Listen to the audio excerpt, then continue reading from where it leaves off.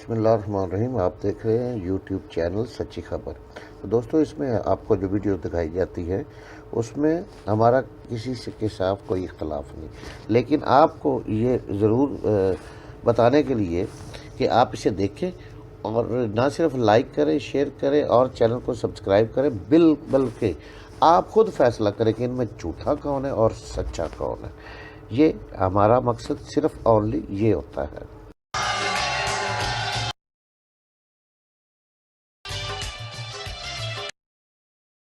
बिस्मिल्लाहिर्रहमानिर्रहीम।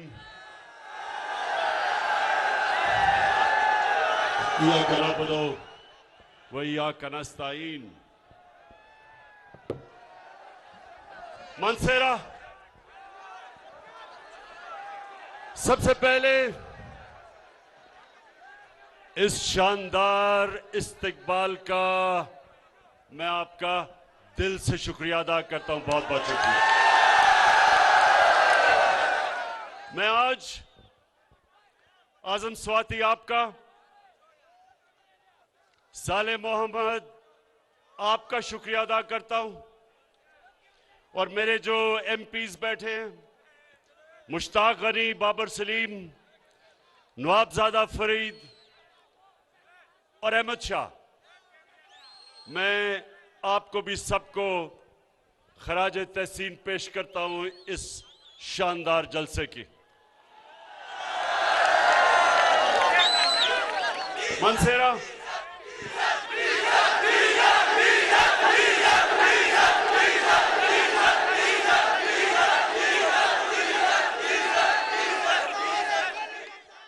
मैं हर जलसे में अपने आप को कह के जाता हूं कि मैं फजल रहमान को डीजल नहीं कहूंगा, लेकिन करूं क्या। मैं जब खड़ा होता हूं तकरीर करने के लिए तो सारे पंडाल से डीजल की आवाजें आनी शुरू हो जाती हैं।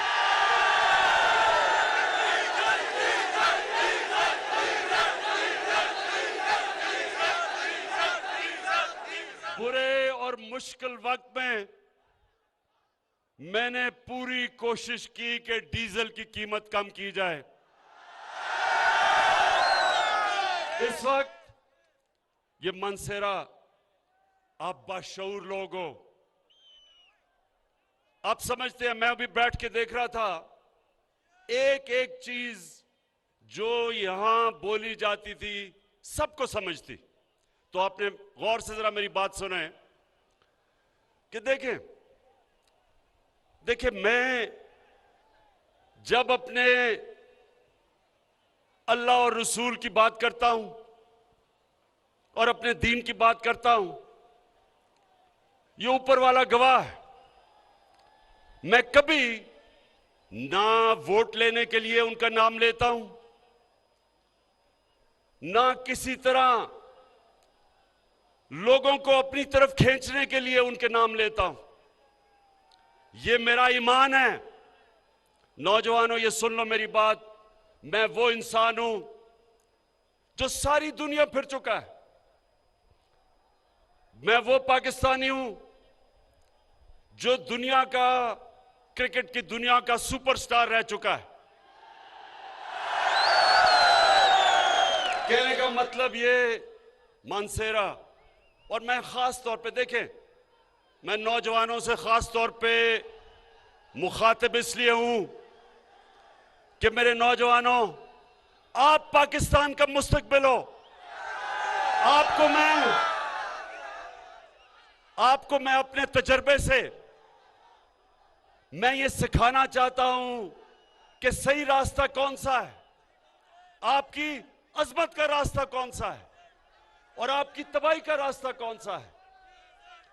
नौजवानों, जब आप नमाज पढ़ते हैं, आप जब अल्लाह के सामने 5 वक्त दिन में झुकते हैं, तो क्या मांगते हैं? क्या मांगते हैं अल्लाह से? सिर्फ एक चीज मांगते हैं नौजवानों।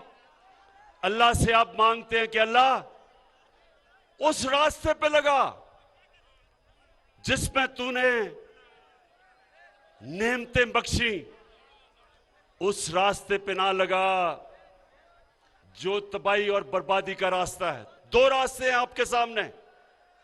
नौजवानों, सारा वक्त याद रखना कि हमेशा आपके सामने दो रास्ते आएंगे। ये जो लोग हैं, अभी जो साले मोहम्मद ने बात की, इसके जमीर को खरीदने के लिए 20 या 25 करोड़ रुपए इसके सामने रखे गए।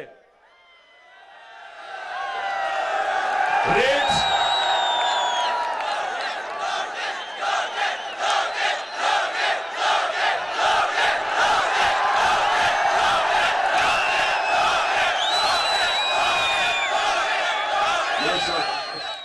समझते आप? तो नौजवानों, इस वक्त ये जो इस्लामाबाद में मंडी लगी हुई है, इसमें लोगों के जमीर को खरीदने के लिए 20 और 25 करोड़ की ऑफर दी जा रही है। अब ये मैं आपके सामने, ये जो लोगों को खरीदने की कोशिश की है, तो साले मोहम्मद के सामने भी दो रास्ते थे। एक रास्ता था कि ये पैसे ले ले और कहे जी इमरान खान तो बड़ा बुरा आदमी है और मुझे अभी पता चला है, मेरा जमीर जाग गया कि ये तो बहुत बुरा आदमी है, इसलिए मुझे तो पता ही नहीं था कि ये इतना बुरा है। मुझे तो अब पता चला है कि पीटीआई ने तबाह कर दिया पाकिस्तान। तो एक तो ये रास्ता है, पैसे पकड़े और कहे जी मुझे मेरा जमीर जाग गया इसलिए मैं उधर जा रहा हूं। एक दूसरा रास्ता है, वो दूसरा रास्ता नौजवानों मुश्किल रास्ता है, लेकिन वो आपके नबी सल्लल्लाहु अलैहि वसल्लम का रास्ता है। आपके नबी का रास्ता आसान नहीं था। हर किस्म की मुश्किलें अल्लाह ने उनको पर डाली। अल्लाह के हबीब थे, सबसे ज्यादा इंसान जिससे अल्लाह प्यार करता था वो हमारे नबी सल्लल्लाहु अलैहि वसल्लम थे। उनका आसान रास्ता नहीं था। जो सच और हक का रास्ता नौजवानों, वो आसान नहीं होता, मुश्किल होता है। सारा वक्त ये चूहे मिलके आपको बुरा भला कहते हैं, गालियां निकालते हैं, जमा होके डराते हैं, ब्लैकमेल करते हैं, लेकिन नौजवानों, इंसान की अजमत का रास्ता ही मुश्किल रास्ता है। आसान रास्ता जो हम समझते हैं कि जी 20 करोड़ रुपया पकड़ लिया और हमारी जिंदगी आसान हो जाएगी। नौजवानों, अल्लाह ने कुरान में 3 चीजें वाज़े लिखी हुई हैं कि जितना पैसा आप जिंदगी में बनाएंगे वो अल्लाह के हाथ में है, कोशिश इंसान के हाथ में है, लेकिन कितनी आपकी रिस्क होगी वो अल्लाह के हाथ में। दूसरा कि इज्जत अल्लाह के हाथ में है, जिल्लत अल्लाह के हाथ में है। ये जो लोग समझते हैं कि आपको बुरा भला कह के आपको इंसान जलील कर सकता है, कोई इंसान इंसान को जलील नहीं कर सकता, क्योंकि इज्जत अल्लाह ने अपने हाथ में रखी हुई है। और जिंदगी मौत, सबसे ज्यादा इंसान को खौफ मौत का होता है। अल्लाह ने इंसान को आजाद कर दिया है। वो कहता है कि किस टाइम पे तुम दुनिया से जाओगे, ये अल्लाह ने अपने हाथ पे रखा है। इसलिए अल्लाह ने आपको आजाद कर दिया है। कुरान में वो कहता है कि जो लोग ईमान ले आए मैं उनके खौफ दूर कर देता हूं। एक बुज़दिल आदमी वो होता है जिसमें ईमान नहीं होता। ईमान वाले की निशानी होती है उसकी कोई कीमत नहीं होती, उसके ज़मीर को कोई खरीद नहीं सकता, उसको कोई डरा नहीं सकता। तो मैं साले मोहम्मद आज आप सबके सामने आपको इसलिए खराज तहसीन पेश करता हूं कि 20 करोड़ क्या 50 करोड़ भी आपको वो ऑफर करते, आपने नहीं जाना था उनके साथ। अच्छा नौजवानों, अब पहले तो मैं आज अल्लाह के सामने उसका शुक्र अदा करता हूं कि मैं सुरखरू हूं। क्यों? कि उसने मेरे से और मेरी गवर्नमेंट से वो काम लिया जो 50 साल से किसी से, कितनी हुकूमतें आई, 57 मुसलमान मुल्क हैं, लेकिन उसने पाकिस्तान और मेरे से वो काम लिया कि यूनाइटेड नेशंस के अंदर हमने जाके रेजोल्यूशन पास की कि जो इस्लाम के खिलाफ, जो हमारे नबी सल्लल्लाहु अलैहि वसल्लम की शान में गुस्ताखी करते थे, हमारी हुकूमत ने जाके यूएन में कहा है कि ये 15 मार्च हर साल इस्लामोफोबिया के खिलाफ सारी दुनिया में यूनाइटेड नेशंस दिन बनाएगी। और ये जब तक हमें तकलीफ दी जाती थी, आजादी राय के नाम पे, फ्रीडम ऑफ एक्सप्रेशन के नाम पे हमारे नबी सल्लल्लाहु अलैहि वसल्लम की शान में गुस्ताखी की जाती थी, अब यूनाइटेड नेशंस यानी सारी दुनिया की कम्युनिटी ने यह फैसला किया है कि आजादी राय के पीछे छुप के आप 1.5 अरब मुसलमानों को तकलीफ नहीं पहुंचा सकते।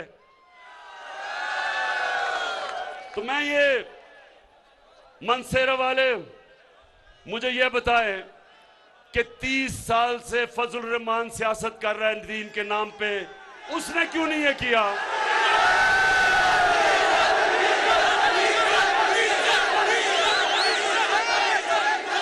अच्छा, अब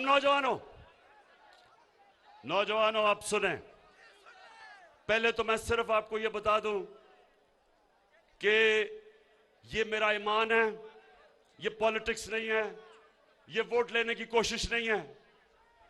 पाकिस्तान सिर्फ एक तरह उठेगा कि हम, जो अल्लाह ने हमें हुक्म दिया है कि नबी सल्लल्लाहु अलैहि वसल्लम के कदमों पे, उनकी सुन्नत पे, उनकी शरिया पे चलो, उनके रास्ते पे ही ये मुल्क उठेगा। और उनका रास्ता ये था कि पाकिस्तान को अगर हमने ऊपर उठाना है तो जो मदीना की रियासत पे उन्होंने असूलों पे, नबी सल्लल्लाहु अलैहि वसल्लम ने जो असूल तय किए थे, जब हम उन असूलों पे चलेंगे, मैं आप सबको आज दावा करता हूं कि हम सबके सामने आप देखेंगे कि दुनिया में ये मुल्क उठता कैसे है, कैसे हरे पासपोर्ट की दुनिया में इज्जत होती है। और वो सबसे पहले इंसाफ के अलावा, जब तक एक माशरे में अदल और इंसाफ नहीं आता, वो माशरा तरक्की नहीं कर सकता। जिस भी माशरे में कानून की बालादस्ती यानी कि कानून की हुक्मरानी, यानी कि ताकतवर और कमजोर कानून के जब नीचे आते हैं, वो माशरा ऊपर आता है। मदीना की रियासत में हमारे नबी सल्लल्लाहु अलैहि वसल्लम ने क्या कहा था कि अगर मेरी बेटी भी जुर्म करेगी उसको सजा मिलेगी, कोई कानून के ऊपर नहीं। तो ये जो 3 स्टूजेस या 3 चूहे, ये जो मिलके ये शिकार करने मेरा आ रहे हैं चूहे, इंशाअल्लाह इन चूहों को शिकस्त इसलिए हम देंगे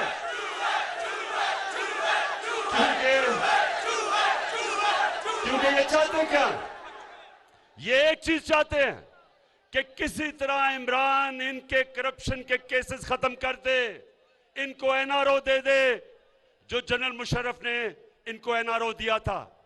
सारी जंग ये है, अदम एतमाद की जंग का सिर्फ एक मकसद है कि किसी तरह, जिस तरह जनरल मुशर्रफ ने इनकी करप्शन के केस माफ किए थे, इमरान खान भी वो कर दे। और जिस दिन, नौजवानों आप गवाह रहना, जिस दिन मैंने इनके करप्शन के केस माफ किए, मैं पाकिस्तान से सबसे बड़ी गद्दारी करूंगा। लाल मेरी बद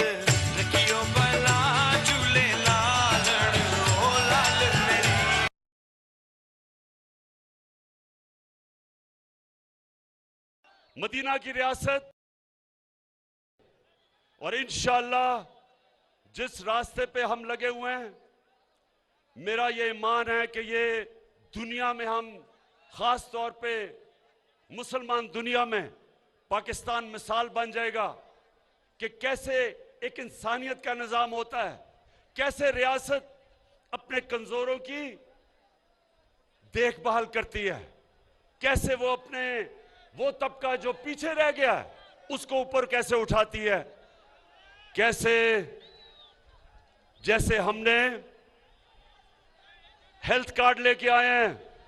नौजवानों, ये आप जाके दुनिया में देखें, कितने मुल्क हैं जिधर हर खानदान को हम हेल्थ इंश्योरेंस दे रहे हैं 10 लाख रुपए की, कि किसी भी अस्पताल में जाके अपना इलाज करवा सकते हैं।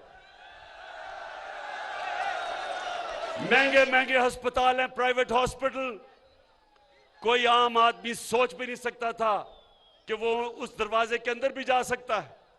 अब मजदूर, किसान, वेल्डर, जो भी तनख्वाहदार गरीब तबका है, उनके घर में हेल्थ कार्ड होगा। किसी भी अस्पताल में जाके अच्छे से अच्छे अस्पताल में जाके अपना इलाज करवा सकते हैं। ये पहला कदम है फलाई रियासत की तरफ। फिर हमने एहसास के प्रोग्राम शुरू किए। सबसे पहले हम 2 करोड़ खानदानों को, जो गरीब तरीन है, हम 14,000 रुपया दे रहे हैं खानदान को, ताकि अपना वो घर संभाल सके। फिर महंगाई के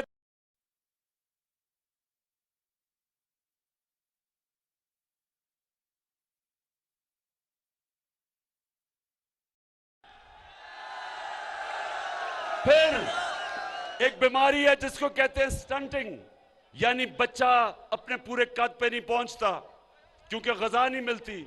वो पहली दफा पाकिस्तान में हमने प्रोग्राम शुरू किया सांस के नीचे।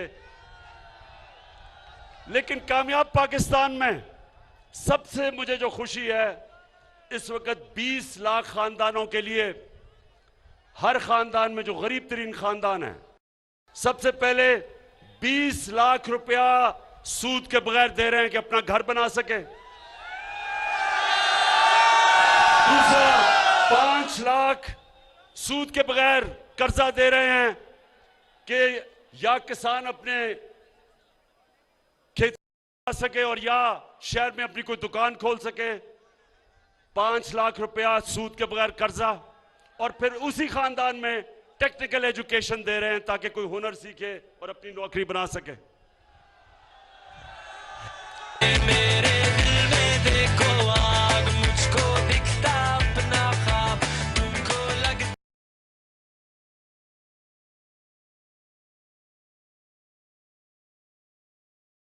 जो मैं अपनी कौम को सबसे ज्यादा जरूरी चीज बताना चाहता था वो ये कि देखें नौजवानों, मेरे माँ बाप एक गुलाम हिंदुस्तान में पैदा हुए थे,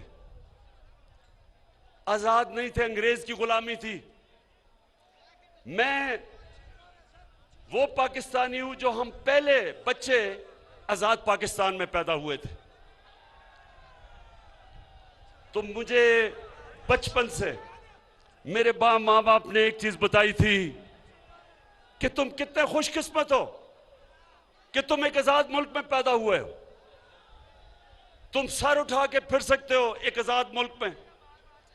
बड़ी मुश्किलात थी शुरू में जब पाकिस्तान बना, बहुत ज्यादा हिंदुस्तान से रेफ्यूजीज आए, पैसे नहीं थे, मुल्क चलाने के लिए पैसे नहीं थे, लेकिन बड़ा जोश और जज्बा और जुनून था कि हमने पाकिस्तान को खड़ा कर दिया।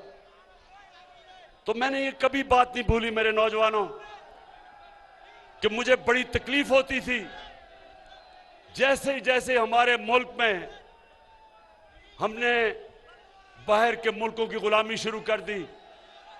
हमारे ऐसे लीडर आ गए जिन्होंने यहां से पैसा चोरी कर करके बाहर भेजा, और जिन मुल्कों में इनका पैसा पड़ा था चोरी का, उन मुल्क के गुलाम बन गए। हमारे मुल्क में 2008 से 2018 तक हम जिस मुल्क के लिए जंग लड़ रहे थे, अमेरिका के लिए, हमारे लोग मर रहे थे उस जंग में, 80,000 पाकिस्तानी मरे। लेकिन उसी जिसके लिए जंग लड़ रहे थे उसने 400 ड्रोन हमले किए हमारे मुल्क के ऊपर। और ये जो 3 चूहे में से 2 चूहे तब सरबराह थे। कभी इनको कोई शर्म नहीं आई कि जिस मुल्क के लिए आप कुर्बानियां दे रहे हैं वो आपके मुल्क के ऊपर हमला कर रहा है। कम से कम मुंह से बोले तो सही कि दुनिया में कोई मिसाल ही नहीं इसकी।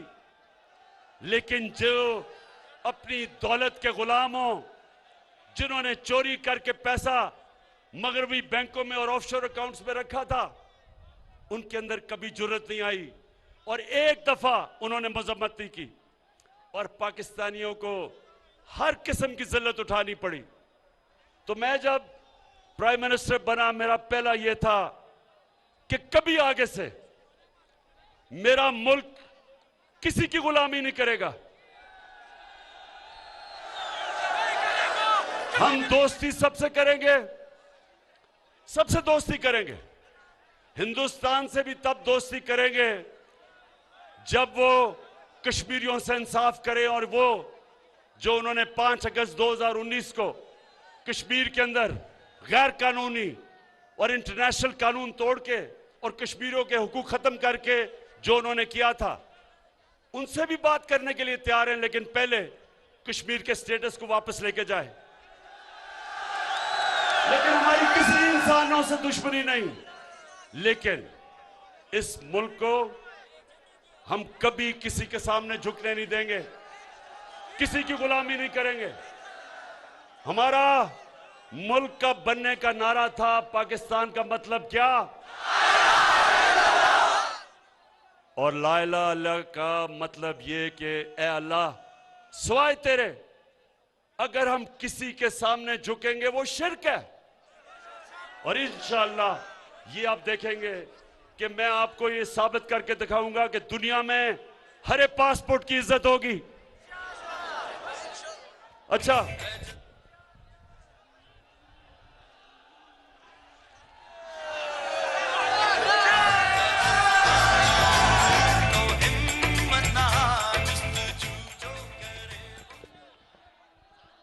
एक मिनट जरा असर की।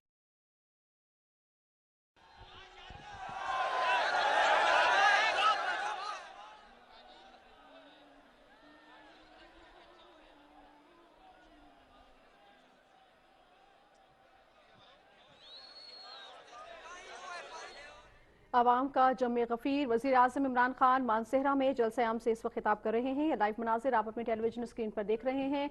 आज़ान असर का वक्त हुआ चाहता है, जिसकी वजह से कुछ वक्त के लिए ब्रेक लिया। इंतहाई जोशो खरोश पाया जाता है।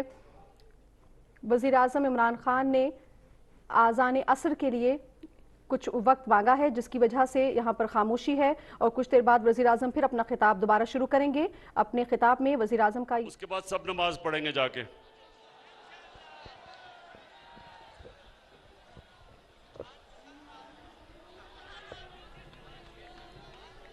आज़ान असर का वक्त हो चुका है, जिसकी वजह से वज़ीर आज़म इमरान खान ने जलसे आम में खिताब से कुछ देर के लिए ब्रेक लिया है। जैसे ही आज़ान असर इख्तिताम पजीर होगी, वज़ीर आज़म इमरान खान दोबारा आवाम से खिताब करेंगे। इस वक्त आप देख सकते हैं आवाम का जम गफ़ीर उमड़ आया है। मानसेहरा में वज़ीर आज़म इमरान खान मौजूद हैं, जलसे आम से खिताब कर रहे हैं। आवाम में जोश खरोश पाया जाता है। अपने खिताब के दौरान वज़ीर आज़म ने यह भी कहा कि नौजवान नस्ल पाकिस्तान का मुस्तकबिल है। अच्छा जी, आप तो मदीना की रियासत की 3 चीजें क्या थी? कानून की बालादस्ती, हुक्मरानी, इंसाफ एक, फलाई रियासत दो, एक खुददार रियासत जो सवाए अल्लाह के किसी के सामने नहीं झुकती। अब चौथी चीज है वो आप सबके लिए। चौथी चीज ये है कि 3 तो रियासत की जिम्मेदारी है, एक आपकी जिम्मेदारी है, और वो है अमर बिल मारूफ। अल्लाह का हुक्म है इंसानों को, अल्लाह का हुक्म है कि हर इंसान अच्छाई के साथ खड़ा हो, अच्छाई के लिए जहाद करे और बुराई और बदी के खिलाफ जहाद करे। ये हुक्म है उसका। अल्लाह ने आपको किसी को ये इजाजत ही नहीं दी कि जब अच्छे और बुरे की जंग हो तो आप कहें जी मैं पीछे खड़ा हूं, मैं तो न्यूट्रल हूं, मैं तो किसी के साथ नहीं हूं। ये अल्लाह ने मुसलमान माशरे को इजाजत नहीं दी। अब मेरा वक्त बहुत मगरबी माशरों में गुजरा है। मैं आपको यकीन दिलाता हूं कि जितना भी मेरा वक्त बरतानिया में गुजरा और कोई 20 साल, आप यकीन करें कि हमारा माशरा अमर बिन मारूफ पे नहीं चल रहा, उनका माशरा चल रहा है। वहां मीडिया, उनके इदारे, उनकी अदलिया, उनकी अवाम, सब जब अच्छे और बुरे की जंग होती है सब अच्छाई के साथ खड़े हो जाते हैं। किसी आदमी, कोई पॉलिटिशियन जो अवाम का पैसा चोरी करता है, जिस पॉलिटिशियन के मकसूद चपड़ासी के अकाउंट में 375 करोड़ रुपए आ जाता है, जिसके नौकरों के अकाउंट में 16 अरब रुपया आ जाता है, सारी कौम, सारा मीडिया, उसकी अपनी पार्टी, सब उसके खिलाफ खड़े हो जाते हैं, सब बदी के खिलाफ खड़े होते हैं। कभी यह नहीं होता कि एक भगौड़ा जो मुल्क छोड़ के झूठ बोल के भाग जाए, जो अदालत उसको मुजरिम करार दे, उसके बाहर पैनमा का इंकशाफ हो और उसके पकड़ा जाए कि जी बेटी के नाम पे 4 अरबों रुपए के महलात खरीदे हुए लंदन में, सबसे महंगे इलाके में, और फिर अदालत उसको सजा दे, फिर वो झूठ बोले।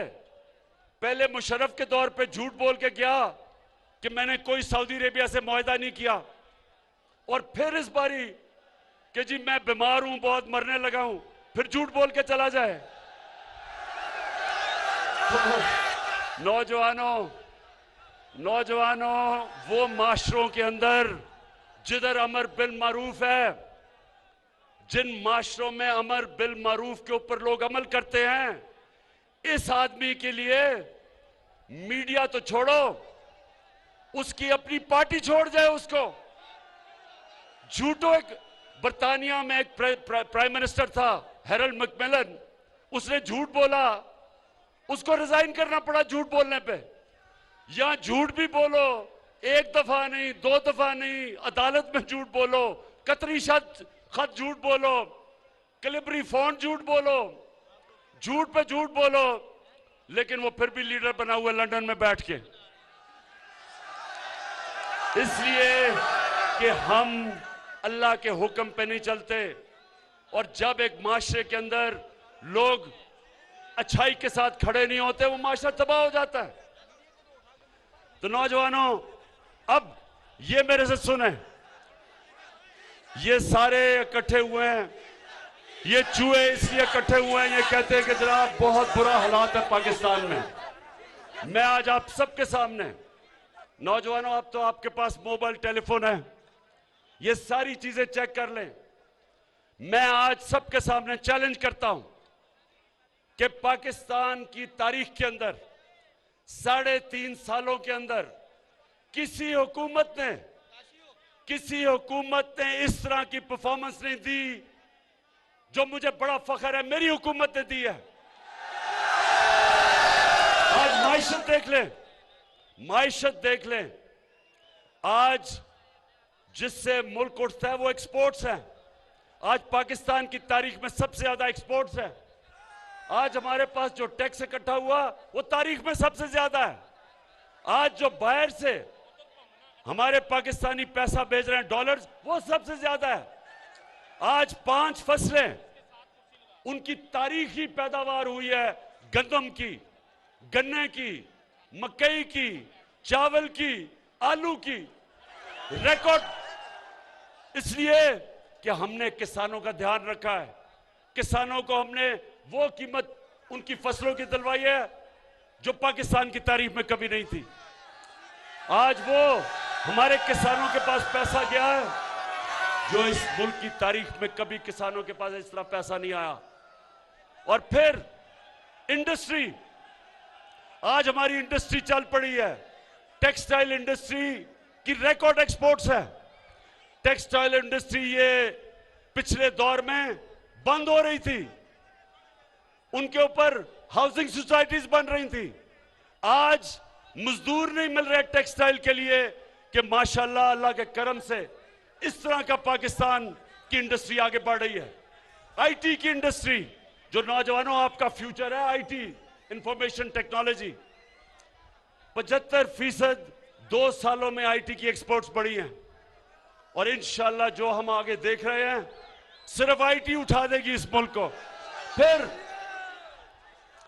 फिर ये मैं आपको बताऊं कि जब एक मुल्क में ईमानदार हुकूमत आती है, और फर्क क्या है, पाकिस्तान के ऊपर रेकोडेक 2000 अरब रुपए का पाकिस्तान पे हर्जाना हुआ था। 2000 अरब रुपए का पाकिस्तान के ऊपर एक फैसला किया था अदालत ने, और हमारे ऊपर हमने 2000 अरब देने थे जिन कंपनियों ने अदालत में गई थी। मुझे फख्र है कि 3 साल मुसलसल हमने नेगोशिएट करके हमने वो मसला हल किया। वही कंपनी जो छोड़ के चली गई थी, सोने की और कॉपर की, तांबे की जो माइंस थी, वो वापस आ गई है। 9 अरब डॉलर वो अब पाकिस्तान में इन्वेस्ट करेंगी। बलोचिस्तान की इंशाल्लाह तकदीर बदल जाएगी। पाकिस्तान में डॉलर्स आएंगे, जो ये हमारे रुपए पे जो प्रेशर पड़ता है, इससे डॉलर आएंगे। फिर ये सुना जरा, एनएचए, सड़कें, ये भी नौजवानों आपके पास टेलीफोन हो, मोबाइल फोन हो, ये गूगल करें कि 2013 में जब नून लीग थी तो किस कीमत पे सड़कें बनाई जा रही थी, और 2021 में महंगाई के बावजूद किस कीमत पे सड़कें बनाई। आपको हैरत होगी कि 2013 में जिस कीमत पे सड़कें बनाई गई और 2021 में हमारे दौर में 23 करोड़ रुपए फी किलोमीटर हमने सड़कें सस्ती बनाई, बचाया मुल्क का। और ये भी वेबसाइट पे जाके देख लें कि हमने फख्र से मैं कहता हूं कि 1000 अरब रुपया हमने कौम का बचाया सड़कों के ऊपर, और उसकी वजह से हमने दुगनी सड़कें बनाई कौम का पैसा बचा के। रेलवेज, पहली दफा रेलवेज 50 साल के बाद हमने जो खसारे में था उसको नफे पे ले आए हैं, और इसमें आजम स्वाति को खास तौर पे मैं दाद देता हूं। और फिर नौजवानों, हमने जो कॉन्ट्रैक्ट्स पिछली गवर्नमेंट ने साइन किए थे गैस पे और बिजली पे, हमने उनको फिर से आईपीपीज के साथ नेगोशिएट किया। कतर के साथ एक नया गैस का कॉन्ट्रैक्ट साइन किया, और 700 अरब रुपया अगले 10 साल में आपका कौम का बचाया है। ये पैसा आप पे लगेगा। ये जितना भी पैसा बचता है वो आप पे लगता है। तो आखिर में मानसेरा, आखिर में मैं इस जबरदस्त जुनूनी जलसे का आपका शुक्रिया अदा करता हूं।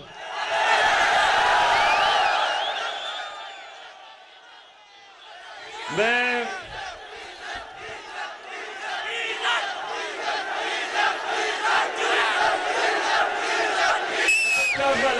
एक मिनट, हाथ उठा के जरा मुझे बताओ मानसेरा के लोगों कि ये 3 चूहे जो करने चले हैं शिकार, ये कामयाब हो जाएंगे?